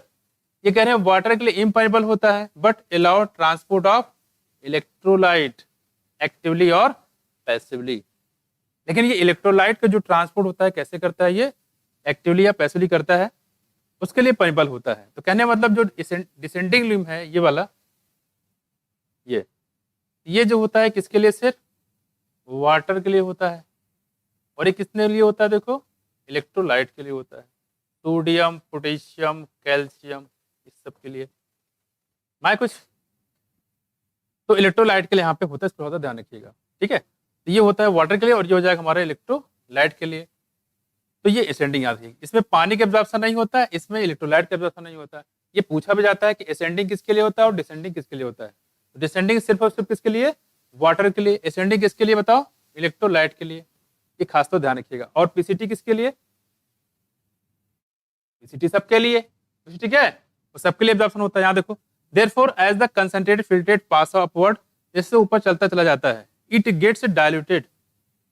अब कुछ सोचो यहाँ पे, जैसे यहाँ पे चलता जाएगा तो इलेक्ट्रोलाइट निकालते चले जाएंगे, तो यूरिन कैसा होता चला जाएगा, डाइल्यूट होता चला जाएगा। कैसा हो जाएगा, डाइल्यूट, पानी नहीं खींच रहे, यहाँ पे इलेक्ट्रोलाइट खींच रहे हैं, कैसा हो जाएगा, ये डाइल्यूट हो जाएगा। ठीक, देखो यहाँ पे due to the passage of electrolyte to the medullary fluid, और इलेक्ट्रोलाइट जो है यहाँ से एब्जॉर्ब होकर कहाँ जाएगा, मिलियरी फ्लूइड में। किसमें, मिलियरी फ्लूइड में। तो ये हम लोग बात करें लूप ऑफ हेनले के। लूप ऑफ हेनले में ध्यान रखिएगा दो बातें। पहले चीज ये है कि जो डिसेंडिंग वाला होता है उसमें सिर्फ पानी का एब्जॉर्प्शन होता है, और असेंडिंग वाला सिर्फ इलेक्ट्रोलाइट का एब्जॉर्प्शन होता है, सोडियम पोटेशियम कैल्शियम मैग्नीशियम, इन सब चीजों का, ठीक है। और अगर ये लूप ऑफ हिनले और पीसीटी अगर ये एब्जॉर्प्शन नहीं कर पा रहे हैं तो कौन करेगा? इसके बाद वाला कौन? डीसीटी। इसलिए बोला गया, डीसीटी के लिए बोला गया है कि कंडीशनल एब्जॉर्प्शन करता है। क्या करता है? कंडीशनल रीअब्जॉर्प्शन करता है। कौन? डीसीटी। ठीक है, इस बात को ध्यान रखिएगा। याद हो क्या लिखता है? Nearly all of the essential nutrient and 70 to 80% electrolyte and water, मतलब मैक्सिमम एब्जॉर्प्शन आपका यही होता है। 70 से 80% लिख दिया गया। ठीक है, इसको खासतौर पर ध्यान रखिएगा। अगला हमारे पास बच्चे हैं डीसीटी के काम है। देखो क्या लिखा हुआ है, कंडीशनल रीअब्जॉर्प्शन। क्या है कंडीशन, समझते हो? सोडियम एंड वाटर, इसमें सोडियम और वाटर का कंडीशनल रीअब्जॉर्प्शन होता है। अगर मान लो पीसीटी ने नहीं किया तो, अगर मान लो लूप ऑफ हेनले ने नहीं किया तो कौन करेगा? डीसीटी करेगा। ये कह रहे हैं अगर आप नहीं कर पा रहे हो, कर दे तो बहुत अच्छा, नहीं कर पा रहे हो तो जो काम आप नहीं कर पा रहे हो वो हमें करना पड़ेगा। तो ये कंडीशन इसको रखा गया है इमरजेंसी के तौर पे, अगर ऊपर वाले काम नहीं करते तो नीचे वाले काम करना पड़ेगा। हो गया? फिर से देख लो, ये पॉइंट इंपॉर्टेंट काफी ज्यादा है, खासकर ये वाला, इसमें हॉट स्पॉट लिख लो बच्चे, ये वाला, ये पीसीटी वाला जो पार्ट है। पीसीटी का हो ये पूरा पैराग्राफ, यहाँ से एक क्वेश्चन लगभग आपको मिलेगा। केटी वाला जब पूछा जाता है तो इन्हीं तीनों में से कोई ना कोई क्वेश्चन आपसे मिलता है। ठीक है, कोई भी क्वेश्चन आपसे पूछ सकते हैं, ये वाला। बाकी मैंने पढ़ाया इससे पहले भी था, एक्सटर्नल अलग अलग उसमें आगजब में कौन कौन से सिक्योरिटी आर्गन होते हैं, क्या मोनोटेलिक होते हैं, लिखा है, सब कुछ बताया, लेकिन वो पूछा वैसा नहीं जाता है। ज्यादातर आपसे पूछा इसी में से जाता है, इसके बाद जो उसमें पूछा जाएगा आपको। ठीक है, कुछ जो बीमारियां वहां से पूछ लेंगे। क्लियर? अब आते हैं इसके आगे। तो बच्चे ये बताया पीसीटी में क्या क्या सिक्रीशन होता है, बताओ। H+ आयन और अमोनिया। और एब्जॉर्प्शन किसका होता है? क्या बच्चे? पोटेशियम का। कहाँ लिखा है? कहाँ है? Selective secretion of hydrogen ions and ammonia, ये तो है। कहाँ है? पुरानी किताब में लिखा होगा, यहाँ तो है नहीं। ये पुराना है क्या? है?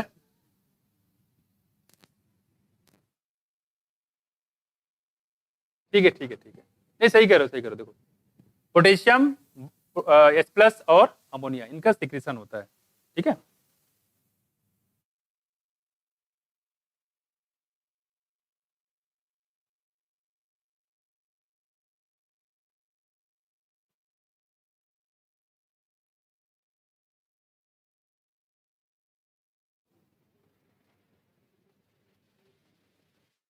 अमोनिया के बाद पोटेशियम लिखा हुआ ना।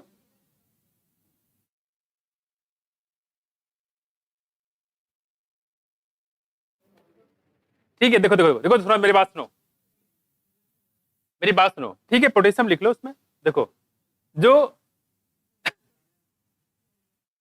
इधर सुनो, इधर मेरी बात समझो कि जो पुरानी किताब है उसमें पोटेशियम लिखा था कि 2022 का और 23 का है। पोटेशियम नहीं लिखा तो आप भी मत लिखो, नई किताब में हटा दिया गया बच्चे। आप में लिखा है, आप में लिखा है।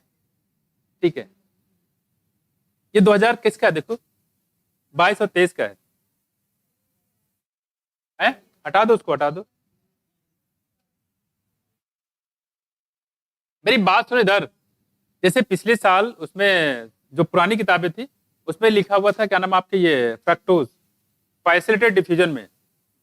इस बार जो है वो ग्लूकोज आ गया है, फ्रक्टोज हटा दिया गया है। है? और क्या, 21, 22, 23, और अभी फिगर में भी दिया हुआ है, अभी दिखा रहे हैं आपको। किसमें?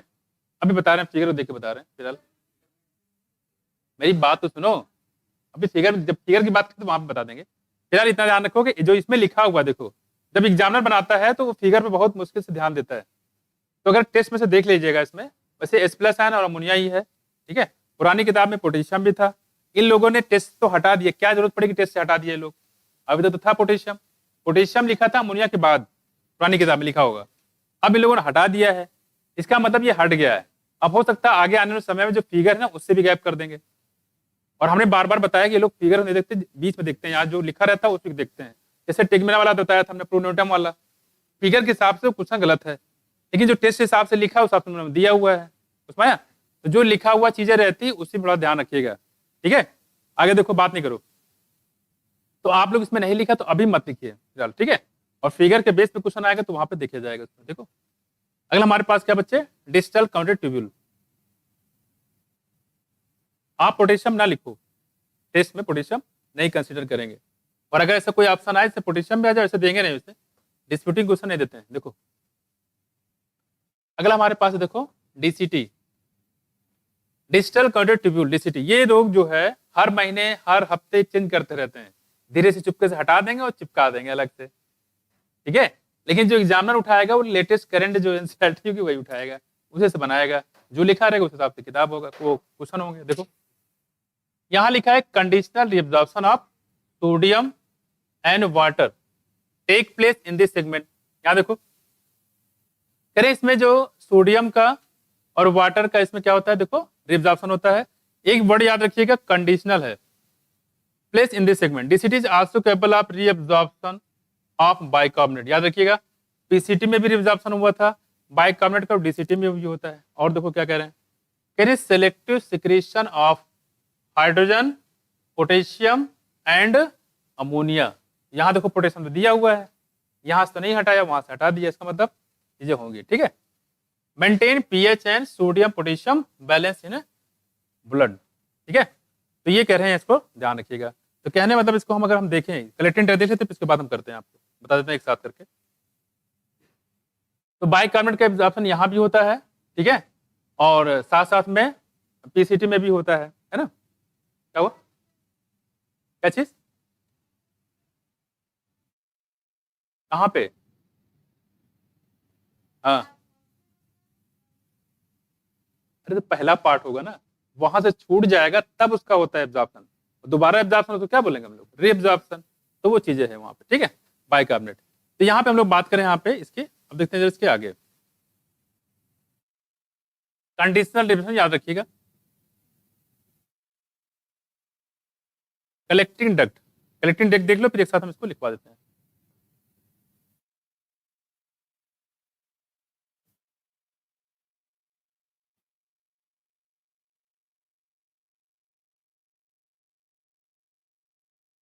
देखो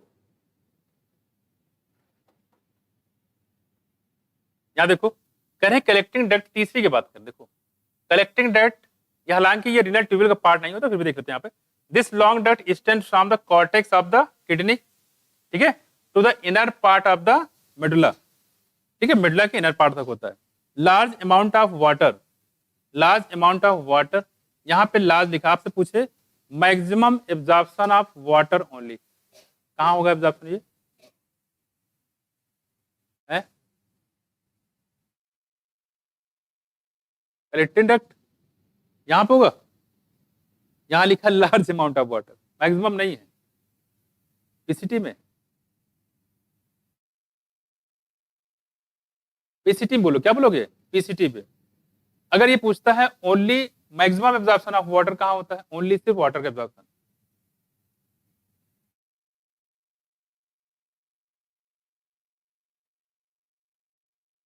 सिर्फ और सिर्फ पानी का, यानी कि वाटर का एब्जॉर्प्शन कहाँ होता है? Descending limb of loop of Henle, जो डिसेंडिंग वाला होता है उसमें सिर्फ और सिर्फ वाटर का एब्जॉर्प्शन होता है। किसका? सिर्फ और सिर्फ वाटर का, ठीक है। सिर्फ और सिर्फ मिनरल का एब्जॉर्प्शन कहाँ बताया था? असेंडिंग में। कहाँ पे? सिर्फ मिनरल का असेंडिंग में, सिर्फ वाटर का डिसेंडिंग में, हर चीज का पीसीटी में, कंडीशन हिसाब से डीसीटी में, ये चीजें हैं। देखो it could be reabsorbed from this region to produce concentrated urine. This segment allow passage of small amount of urea into the medullary interstitium। बताया था आपको, कुछ अमाउंट में यूरिया को फिर से रिब्जॉर्ब कर, यहाँ देखो दिख रहा है, ये देखो यहाँ से यूरिया को फिर से निकाल लिया जाता है ताकि ऑस्मोटिक कंसंट्रेशन को मेंटेन कर सके। देखो to keep the of osmolality, it has plays role in the maintenance of the pH and ionic balance of the body by selective secretion of क्या क्या, देखो H प्लस आयन और A plus ion, ठीक है, ये थोड़ा सा दिया गया यहाँ पे। अब देखो यहाँ पे अगर हम बात करें, यहाँ पे पीसीटी की बात करते हैं, तो किसका किसका किसने बताया? H+ आयन का, और बताओ NH3 का। अगर हम बात करें किसमें, इसके बाद क्या था, DCT, हाँ DCT, DCT की बात करेंगे तो H+ आयन, अमोनिया, और क्या A+ आयन। कलेक्टिंग डक्ट, अगर हम बात करें कलेक्टिंग डक्ट की, इसमें किसका किसका है, तो इसमें है देखो H+ आयन का, और क्या है K+ का, किसका है K+ का है। अमोनिया यहाँ पे नहीं है, ठीक है, अमोनिया यहाँ पे नहीं है, प्लस ध्यान रखिएगा। पीसीटी में K+ को हटा दिया गया है, ठीक है, K+ को हटा दिया गया है, ओके। यहाँ पे फिलहाल जो टेस्ट है वहां पे K+ को नहीं है, पिछली बार था, इसमें हटा दिया गया है। खैर देखो, वरना हटाने की जरूरत क्यों पड़ती है इसको, है ना। तो ध्यान रखिए कि जो टेस्ट में लिखा है वही आपसे माना जाएगा। मान लो इसमें ऑप्शन दे दिया गया है किसके किसमें H+, अमोनिया और पोटेशियम का सिक्रीशन होता है, तो सिर्फ क्या बताओगे डीसीटी में। किसमें H+ और K+ का होता है बताओ, पीसीटी में कि डीसीटी में कि कलेक्टिंग डक्ट में, सब में होगा। H+, K+ तो सब में होगा, सब में नहीं, सॉरी, ये सिर्फ किसमें होगा, कलेक्टिंग डक्ट में होगा, और सिर्फ H+ और अमोनिया कहाँ होगा, पीसीटी में। तो ऐसे क्वेश्चन आपसे इसमें पूछ सकते हैं। ये हमने बताया सिक्रीशन की बात कर रहे हैं, किसका, सिक्रीशन की, ठीक है, डीसीटी वाला पार्ट। अब जरा देख लेते हैं यहाँ पे फिगर में, कुछ फिगर में क्वेश्चन है उसको देख लेते हैं आप।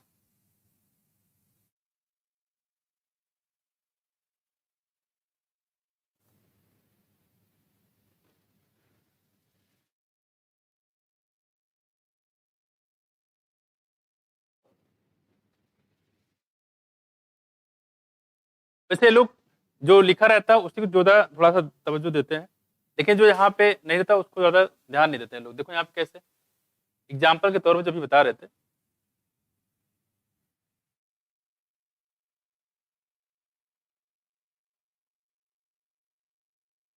देखो इसमें क्या है, ये कौन सा पार्ट पता है ना, ये जो दिया है बच्चे ये किसका है, सिक्रीशन का है, किसका है, सिक्रीशन का। तो पीसीटी में किसका सिक्रीशन हो रहा है, देखो देखो H+ और अमोनिया का। अच्छा उसमें लिखा क्या था, वही तो था H+ अमोनिया, तो सही था। अच्छा किसी किताब में ऐसा तो नहीं कि जो H+ अमोनिया के अलावा K+ भी दिखा हो, नहीं है ना, इसका मतलब फिगर में थोड़ा सही लिखा था, पहले गड़बड़ लिखा हुआ था इसका मतलब। तो आप भी याद करिएगा H+ और अमोनिया होता है, K+ जिसके पुरानी किताब उसको काट देना, ठीक, क्योंकि फिगर में बात दिख रही है। देखो ये जो ऊपर दिख रहा है बच्चे, ये डिपेंड करता है इसके एब्जॉर्प्शन को, ये कह सकते हो री एब्जॉर्प्शन को। तो आपको साफ साफ दिख रहा है, हो सकता है कुछ चीजें वहां पे आपको ना मिले, लेकिन फिगर में आपको मिल जाएगा। देखो ये लोग फिगर से मैच करा रहे थे। तो सिक्रीशन अगर हम बात करें इसमें पीसीटी में, तो क्या क्या हो रहा है, देखो H+ आयन और K+ आयन। अगर हम बात करें डीसीटी में, देखो K+ आयन है और H+ आयन है। हालांकि डीसीटी की बात कर रहे थे यहाँ पे, तो डीसीटी में तो अमोनिया भी था, है ना, लेकिन यहाँ पे दिया नहीं गया है। फिर यार K+ और H+ आयन इसमें दिया गया है,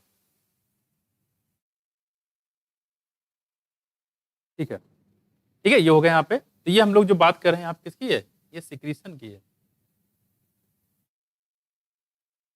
लेकिन वो आपको कुछ टेस्ट में दिया गया। तो आप ध्यान रखिएगा, इसको तो उन्होंने करेक्ट कर दिया है, कायदे से इनको अमोनिया यहाँ लिखना चाहिए था। अब अगली बार जब एनसीईआरटी कुछ होता है 1-2 महीने बाद इसको अपडेट कर देंगे, ठीक है, ये लोग ऐसे ही करते रहते हैं। अब सवाल यहाँ पे ये है कि रीअब्जॉर्प्शन किसका किसका होता है। देखो ये तो हम लोग पढ़ ही रहे थे, बाइकार्बोनेट बार बार आ रहा था, है ना। इसके बाद देखो यहाँ पे वाटर भी हम लोग पढ़ रहे थे, 70 से 80% water and electrolyte are absorbed in PCT, ये बात सही है बिल्कुल, ठीक है। इसके बाद चलो देखो यहाँ पे जो रिब्जॉर्प्शन हो रहा था किसका, K+ का, किसका, पोटेशियम का भी इसमें क्या होता है, रिब्जॉर्प्शन। साथ साथ में कह रहे हैं कि लगभग सारे न्यूट्रिएंट्स, अमीनो एसिड, ग्लूकोज, उन सबका क्या होता है, रिब्जॉर्प्शन। साथ साथ में इलेक्ट्रोलाइट 70 से 80%, NaCl इसमें आ गया, बाइकार्बोनेट हो गया, वाटर हो गया, न्यूट्रिएंट हो गया। इकलौता हमारे पास कौन सा है, K+, और K+ भी किसमें आ जाएगा, मिनरल्स में आ जाएगा, ठीक है। तो इसको ध्यान रखिएगा। अब देखो यहाँ पे अगर हम डीसीटी की बात करें तो वाटर के एब्जॉर्प्शन यहाँ भी होता है और वहां भी होता है, लेकिन यहाँ पे क्या है, कंडीशनल है। हो सकता है अगर ये सारा एब्जॉर्ब कर ले तो इसको काम करने की जरूरत ही ना पड़े, है ना। इसके अलावा देखो NaCl वहां भी है, NaCl यहाँ भी है, ठीक है। बाइकार्बोनेट वहां भी था, बाइकार्बोनेट यहाँ भी है। खास बात यहाँ पे जो है किस चीज का एब्जॉर्प्शन यहाँ नहीं दिखाया गया, देखो बाइकार्बोनेट तो हर जगह दिया गया था, यहाँ पे आपको K+ नहीं मिलेगा, यहाँ पे आपको क्या नहीं मिलेगा, देखो न्यूट्रिएंट्स नहीं मिलेगा, ठीक है। साथ साथ में बाइकार्बोनेट आपको दिया हुआ है, और यहाँ पे K+ है, H+, लेकिन अमोनिया यहाँ पे नहीं दिया गया है। और देखो यहाँ पे अगर इसको देखोगे ध्यान से, इसमें किस चीज का हो रहा है बच्चे, वाटर का, किसका, वाटर का। यहाँ होता है वाटर का ओनली, यहाँ किसका होता है, मिनरल का ओनली। यहाँ सिर्फ मिनरल्स का होता है और यहाँ सिर्फ वाटर का होता है, इसको मिनरल ले सकते हैं, ठीक है, मिनरल का। और देखो यहाँ पे इसके बाद अगर हम बात करें यहाँ पे देखो, यहाँ और क्या देखो, वाटर, कलेक्टिंग डक्ट में वाटर का भी यहाँ पे रीअब्जॉर्प्शन होता है, किसका, वाटर का। ये हो गया हमारे, यहाँ देखो वाटर का है, लेकिन यहाँ पे सबसे मैक्सिमम की बात करेंगे तो कहाँ होता है वो, लूप ऑफ हेनले में, वो भी कौन सा, डिसेंडिंग। जैसे जैसे नीचे आता चला जाएगा वाटर एब्जॉर्ब होता चला जाएगा, और यहाँ पे यूरिन जो है कंसंट्रेट होता चला जाता है। यहाँ से यहाँ तक आने में लगभग 4 गुना कंसंट्रेट ज्यादा हो जाता है, हाईली विस्कस हो जाता है, ठीक, ध्यान रखिए कितना, 4 गुना, ठीक है। देखो तो ये कुछ बात है जो आपको ध्यान रखना है। दूसरी बात अगर पूछे कि यहाँ पे कुछ अमाउंट में यूरिया को कहाँ से निकाल लेते हैं, देखो इससे, कलेक्टिंग डक्ट से, और कहाँ निकालते हैं, इंटरस्टिशियम सेल में, जो मिलिट्री वाला पार्ट होता है उसी के इंटरस्टिशियम निकाल लेते हैं। और गलती से अगर यूरिया ज्यादा हो जाए तो क्या करते हैं, उसको उठा के फिर से कहाँ डाल देंगे, बोलो, असेंडिंग लूप ऑफ हेनले में। कभी कभी होता है एब्जॉर्प्शन करने में ज्यादा हो गया, लेकिन ये एक लिमिटेड अमाउंट में रखता है, ज्यादा हो जाएगा फिर से इसमें डाल दे, किसमें, असेंडिंग लूप ऑफ हेनले में, उसको निकाल के फिर से बाहर कर दिया जाता है। तो ये इसका प्रोसेस होता है, ठीक है। फिर से देख लो, सिक्रेशन में आप थोड़ा सा चेंज कर लेना, पीसीटी में H+ और अमोनिया का है, K+ को हटा देना क्योंकि यहाँ भी हट गया है और वहां भी हट गया है, ठीक। ये गड़बड़ मत कर देना कि क्वेश्चन यहाँ से आते हैं अक्सर, ठीक। देखो हालांकि इतना डिस्प्यूटिंग क्वेश्चन आपको देंगे नहीं, फिर भी लेकिन अपडेट करके रखिए।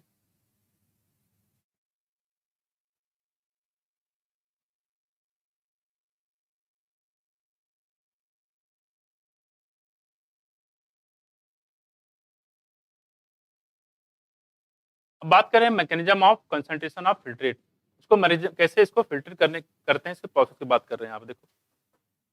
और इसके लिए कॉन्सेप्ट यूज करते हैं काउंटर करंट मैकेनिज्म, कौन सा, काउंटर करंट। देखो फिर mechanism of concentration of the filtrate, mammals have the ability to produce concentrated urine, और एक यूरिन को कंसंट्रेट कर सकता है। The Henle's loop and washer active plays significant role in this segment, उसमें सदर रोल किसका होता है, हेनलेज लूप का, साथ साथ वासा रेक्टा का, इसका मेन चीज होता है यूरिन को कंसंट्रेट करने में। तो ये आपसे पूछ सकते हैं कि यूरिन कंसंट्रेशन में किसका किसका रोल होता है, तो क्या बताओगे आप, लूप ऑफ हेनले और वासा रेक्टा। देखो कह रहे कि the flow of filtrate in the two limb of Henle's loop is in opposite direction होता है, एंड दस फॉर्म ए काउंटर करेंट, और क्या बनाता है, काउंटर करेंट फोर्स बनाता है। देखो जैसे मान लो,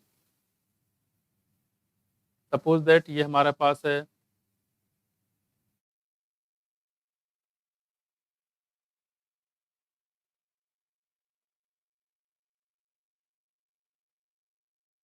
लूप ऑफ हेनले, क्या है, लूप ऑफ हेनले। देखो यहाँ पे इसी के पैरेलल चलता है हमारा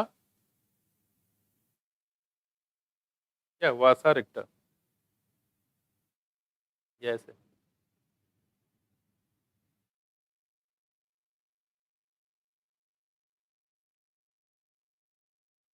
वासा रेक्टा कौन बनाता है, पेरी ट्यूबुलर कैपिलरी, कौन बनाता है, पेरी ट्यूबुलर कैपिलरी। देखो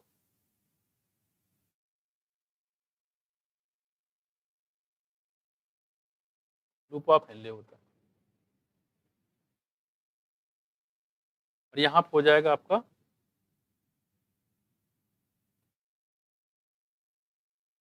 वासा रेक्टा। ये फिर दो चीजों के यहाँ बेसिकली होता है, अगर इसको ध्यान दो, अगर ध्यान से, तो इसमें जो फ्लो हो रहा है ब्लड का, देखो ये किधर हो रहा है, नीचे की तरफ हो रहा है, ठीक है। और अगर बात करें लूप ऑफ हेनले में किधर हो रहा है, देखो ये ऊपर की तरफ हो रहा है, तो इसमें फ्लो किधर है, ऊपर तरफ है। और यहाँ फ्लो कैसे, देखो नीचे की तरफ है। वैसे यहाँ देखो, यहाँ अगर हम बात करेंगे तो देखो किधर तरफ है, यहाँ देखो, यहाँ नीचे की तरफ है, ठीक है। और यहाँ कैसे देखो, ऊपर की तरफ है।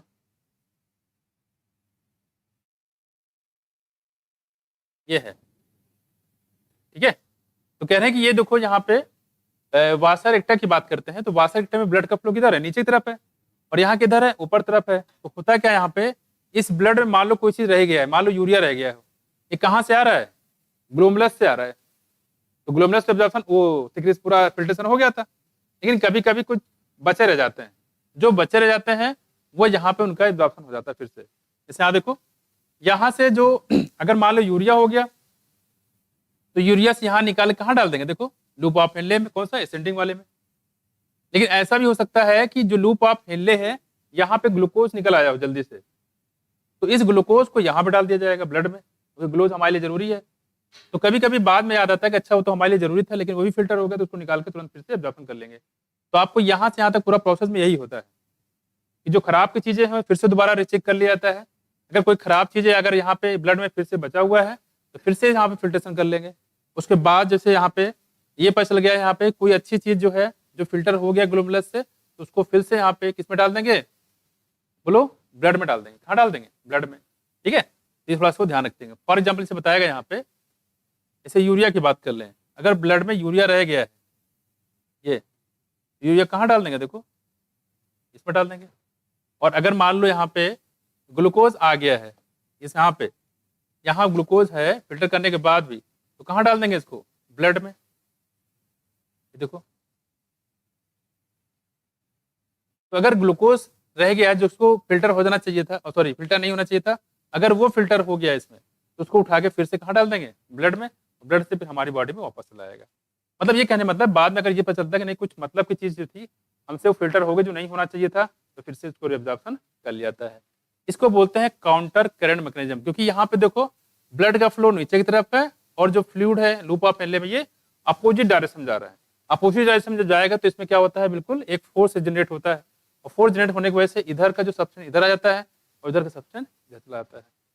पाया, ये है, इसको बोलते हैं काउंटर करंट मैकेनिज्म। क्या बोलेंगे, काउंटर करंट मैकेनिज्म। अब फाइनली जाके यहां जाने के बाद भी कभी कभी ऐसा होता है कुछ चीजें फिर भी छूट जाती है। काउंटर करंट मैकेनिज्म के बाद फिर भी कुछ चीजें छूट जाती है, जिसको कौन रिएब्जॉर्ब कराएगा, इसके बाद कौन कराएगा, लूप ऑफ हेनले, डीसीटी कराएगा। पहले किसने किया, ग्लोमेरुलस ने किया। अगर वहां पे कोई गलती कर दिया, ग्लोमेरुलस ने सही से काम नहीं किया, यहां उसको दबोच लिया जाएगा।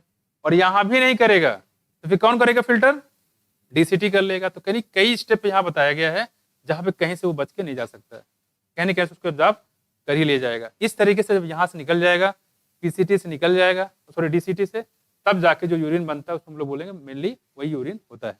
उसके बाद उसको वापस कर देते हैं। फाइनली जब कलेक्टिंग डक्ट पे पहुंच जाएगा तो ये समझ में आ जाए कि हाँ इसको बाहर ही करना है, यानी बेकार चीज मिलता है उसमें। ठीक, देखो इसी को बोलते हैं काउंटर करंट मैकेनिज्म। ठीक है, ये यही जो होता है अपोजिट डायरेक्शन में फ्लो होता है, इसको बोलते हैं काउंटर करंट मैकेनिज्म। देखो तो आपने देखा कितने स्टेप यहाँ बैरियर लगाए गए हैं, ठीक है, ताकि सब चीजें ना होने पाए। इसके बावजूद अगर प्रोटीन कहीं मान लो कहीं निकल आता है यूरिन में, इसका मतलब कुछ ना कुछ तो गड़बड़ है, जो निकलना नहीं चाहिए था फिर भी वो निकल आता है।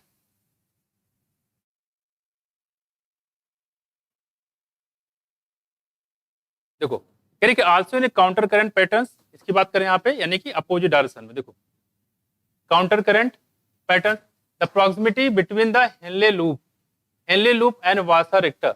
जो वासा रेक्टा आपने देखा बहुत नजदीक होती है, प्रॉक्सिमिटी मतलब नजदीकियां।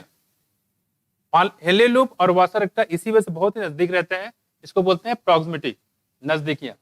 यानी कि as well the counter current in them help in the maintaining and increasing osmolarity toward the inner medullary interstitium. यहां देखो कितना से कितना होता है, देखो यहां देखो कह रहे कि 300 milli osmole per litre in the cortex to about 1200 milli osmole in the inner medulla. याद रखिएगा 300 मिली ऑस्मोल किसमें था, कॉर्टेक्स में, ठीक है, और कितना हो गया 1200 मिली ऑस्मोल हो किसमें, इनर मेडुला में। लगभग कितने गुना हो गया, 4 गुना हो गया। तो ये यूरिन को लगभग 4 गुना कंसंट्रेट कर देता है, 300 से कॉर्टेक्स से लेके 1200 किसमें, मेडुला में। ये पूछ सकता है, ये डेटा आपको चेंज कर सकता है, कैसे, जहां पे कॉर्टेक्स लिखा है ये मेडुला कर देगा, जहां पे मेडुला लिखा है वहां पे कॉर्टेक्स लिख ला, और आपको हवा भी नहीं लगेगी कि कहाँ गड़बड़ हो गया हमारा क्वेश्चन। और इस बार ये यही करने वाले हैं, ठीक है। तो तो 300 मिली ऑस्मोल कहाँ पे, कॉर्टेक्स में। थोड़ा सा दिमाग भी लगा लीजिएगा आप, तो कॉर्टेक्स कहाँ है, बाहर तरफ, मिडला कहाँ है, अंदर तरफ। तो ये हम लोग चल रहे हैं, इस टाइप में है ये, ठीक है। तो 300 से कहाँ चला जाएगा, 1200। ये कॉर्टेक्स वाला पार्ट है, ये मिडला वाला पार्ट है। क्लियर कर लोगे ना, ये गड़बड़ मत कर देना, इसलिए कह रहे हैं बार बार लास्ट अब देखना। 300 milli osmole in the cortex से 1200 मिली ऑस्मोल कितना, मिडला में। ये मिडला वाला पोर्शन है, सेंटर तरफ होगा, कौन सा होगा, मिडला में होगा। देखो दूसरी बात करें यहाँ पे, देखो कह रहे this gradient mainly cause by, कह रहे हैं ये सब करने में सोडियम क्लोराइड और यूरिया का बेसिकली रोल होता है, ये भी इंपॉर्टेंट है, ठीक है। ये कंसंट्रेट करने में यूरिया का और साथ साथ में सोडियम क्लोराइड का काफी ज्यादा रोल होता है। NaCl is transmitted by the ascending limb of loop of Henley, ये हमने देखा भी था। ये जो NaCl होता है उसको ट्रांसपोर्ट किससे करते हैं, ascending limb of loop of Henley. यहां लिखा गया देखो क्या, NaCl is transmitted by the ascending loop of Henle, carrying loop which is exchanged with the descending limb of vasa recta। vasa recta मतलब वही बता रहे हैं जो पीछे भी ग्राफ बनाया था। NaCl is returned to the interstitium, और NaCl जो होता है वो इंटरस्टिशियम में यानी कि मिडल वाले पार्ट में फिर से वापस आ जाएगा by the ascending portion of the वासा रेक्टा। अगर आपने वो समझा हो पीछे कि जो वासा रेक्टा का डिसेंडिंग पार्ट हेनले लूप के असेंडिंग पार्ट से जुड़ता है, ठीक है। इसकी बात करें यहाँ पे, ये हम बात कर रहे हैं असेंडिंग की, या ऐसे कह सकते हो कि जो वासा रेक्टा का ascending part loop of Henley के डिसेंडिंग पार्ट से प्रॉक्सिमिटी होती है, नजदीकी। देखो कह रहे हैं यहाँ पे similarly small amount of urea, small amount of urea enter the thin segment of the ascending limb of loop of Henley. कह रहे यहाँ पे यूरिया होता है, ये भी यहाँ पे आ जाता है किसमें, असेंडिंग लिम्ब में। पीछे ग्राफ में बना भी हुआ था। Which is transmitted back to the interstitium, और इंटरस्टिशियम फिर से वापस लाता है बाय द कलेक्टिंग डक्ट। और आपने देखा यूरिया यहाँ से एब्जॉर्ब हुआ था और फिर से जाके कलेक्टिंग डक्ट से फिर से जाके फिर से एब्जॉर्ब कर गया था इंटरस्टिशियम, वहीं से आता है वहीं से फिर से वापस पहुंच जाता है। देखो ऐसा क्यों होता है, देखो यानी कि above describe transport of substance facilitated by special arrangement, उसको बोलते हैं क्या है, loop of Henle and vasa recta. और जो प्रोसेस होता है इसको बोलते हैं क्या, counter current mechanism opposite direction में। And this mechanism help maintain a concentration gradient, और कंसंट्रेशन ग्रेडियंट को मेंटेन करने में हेल्प करता है। 300 से कितना हो जाता है, 1200। 300 क्वार्टेज में, 1200 मिडला में। कहां बात देख रहे हो, कहां लगे हो, देखो मगन है, देखो मगन रहो, वही आएगा एग्जाम में, मगन रहे।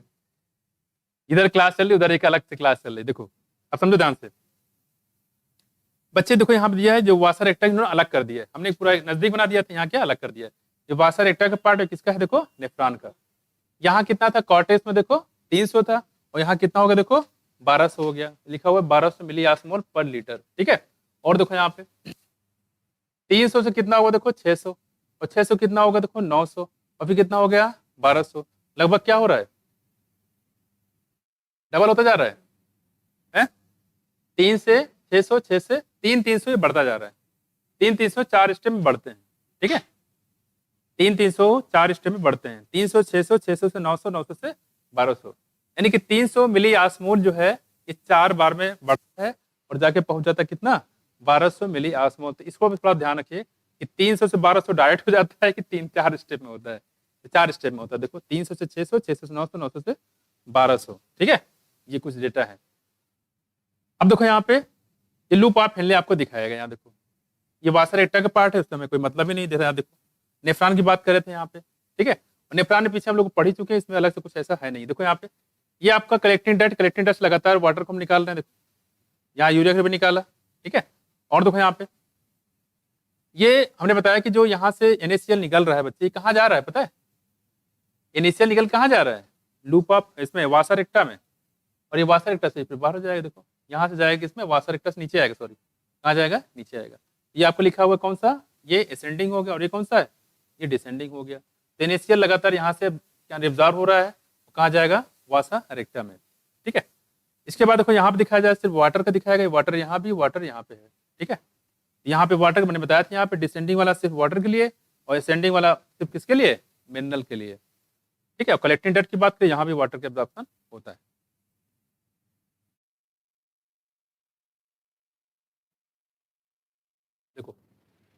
In the medullary intestinal system, presence of such intestinal gradient help in the easy passage of water from the collecting tubule, thereby concentrating filtered urine. Human kidney can produce urine nearly 4 times. कितने time?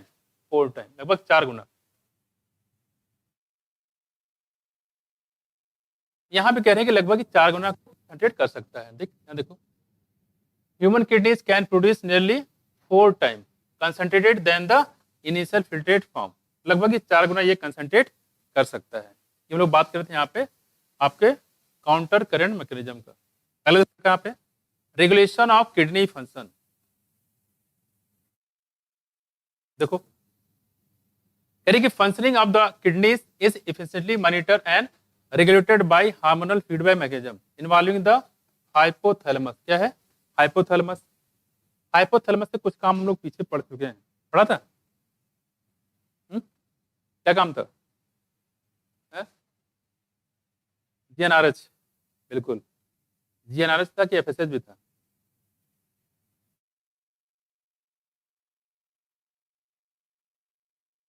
GnRH कहाँ से निकलता था? हाँ बिल्कुल, hypothalamus से.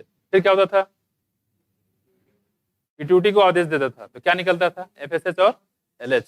किससे? Anterior pituitary से. बिल्कुल वही कह रहे हैं. हाइपोथैलेमस साथ साथ में JG and to certain extent the heart. इसमें हार्ट का भी रोल होता है, कि हार्ट से जो हार्मोन होता है उसे क्या बोलते हैं? एएनएफ, एट्रियल नाइट्रियोरेटिक फैक्टर, एएनएफ बोलते हैं. कभी कभी मान लो ब्लड प्रेशर ज्यादा बढ़ जाए, उसको कम करना होगा, यानी जिफार बढ़ जाए ज्यादा. जेफार को कम करने के लिए हम लोग हार्ट का यूज करते हैं, यानी कि एएनएफ का यूज करेंगे. ठीक है. और अगर ब्लड प्रेशर कम हो जाए, मान लो जेफार कम हो जाए, जेफार कम हो जाए तो कौन काम करेगा? देखो, जेजी एपरेटस. तो जेजी एपरेटस जो है रेनिन निकाल के जेफार को कम करेगा. ठीक है. और अगर मान लो सॉरी, जेफार को ये बढ़ाएगा. जेफार को क्या करेगा? बढ़ाएगा रेनिन. और हार्ट क्या करता है? एएनएफ क्या करेगा? ये जेफार को कम करने का काम करता है. यानी जेजी एपरेटस और हार्ट ये मिलके पूरे किडनी को रेगुलेट करने का काम करते हैं. ठीक है. तो इसके जो रेगुलेशन ऑफ किडनी फंक्शन है, साथ साथ में इसके कुछ डिजीज हैं, ये पढ़ेंगे हम लोग नेक्स्ट टर्म में. ठीक है. Thank you. बस यहीं तक करते हैं हम लोग.